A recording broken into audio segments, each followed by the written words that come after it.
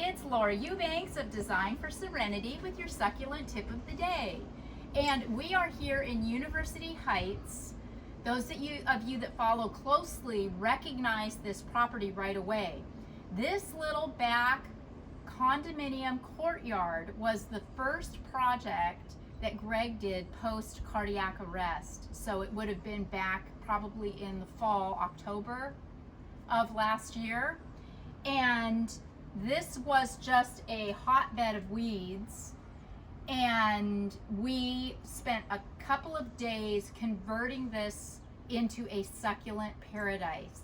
We are here today to put together a proposal for the inner courtyard of this property that is shared by all of the owners of these condos, and I believe there are 7 of them. So, but Shava had some questions about some things out here, and I'm just so in awe of what a great job she has done maintaining this garden that I wanted to show you. You know, we were a little concerned. There's not a huge amount of air circulation through here. This, in the cooler months of the year, gets a lot of shade, not a whole lot of sun. She did remove a tree from over here. So I think that this time of year, there are periods of time when it is in full sun, which is really great. But take a look at her gutters. You know, this is, we are in June, so probably 9 months of growth, 10 months, 9-10 months of growth. She has a little lemon tree that I planted for her here in the corner that I have encouraged her to fertilize with a liquid fertilizer, because where it's hanging on, it just isn't looking real robust. There's no new growth or blossoms. It hasn't bore any fruit for her yet. So I think just a little support via fertilizer will be in order. She's got the Euphorbia amok, and she was really curious too about when to water this, because she lost one arm to rot, and this feels really wobbly. So there's 2 ways you can check if the plant needs water. One is to scratch the top dressing aside and feel the soil with your hand. And if you come back with soil stuck on your fingers, there's moisture. If your hand comes back dry, that's a good indicator that the soil is dry.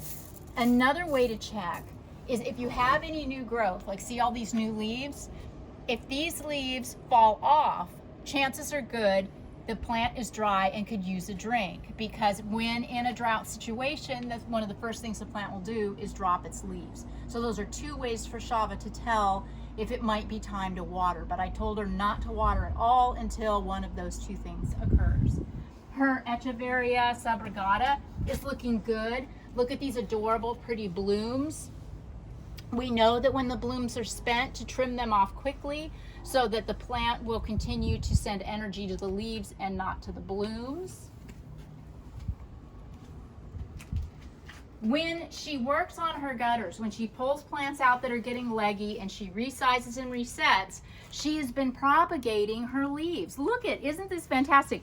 These are full, these little terracotta pots are full of leaves, and then look at her trays where she has laid her leaves on a little bit of dry soil, and see how they're finding the roots and starting to grow little plantlets.